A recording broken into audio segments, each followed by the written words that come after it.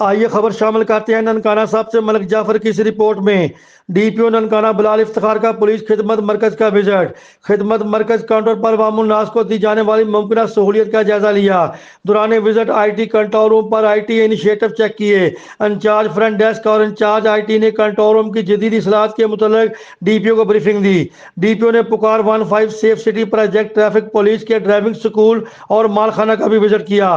عوامی سہولیات کی فراہمی میں تمام دفاتر کی بلڈنگز کو مزید بہتر اور خوبصورت بنانے کی بلڈنگ کلر کو احکامات جاری کیے اور تمام ہیڈ برانچز کو بریف کیا۔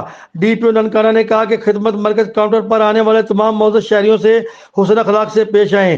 پکار 15 کی کال پر پولیس رسپانس کو مؤثر اور مضبوط بنائیں۔ انہوں نے مزید کہا کہ آئی ٹی کنٹرول روم کے ذریعے تمام تھانہ جات کے ایس ایچ اوز اور پولیس کی کارکردگی مستقل بنیادوں پر چیک کریں۔ عوام الناس کو دی جانے والی تمام ممکنہ سہولیات کی فراہمی آسان طریقے سے یقینی بنائیں۔ انہوں نے کہا کہ خدمت مرکز کی بنیاد کا مقصد پولیس کلچر کے کردار میں خاطر خواہ تبدیلیاں واضح کرنا ہے۔ دوران visit incharge front desk Zohaib Sarwar, incharge I T Aqeel Nami, incharge driving school inspector Noman و دیگر بھی موجود تھے۔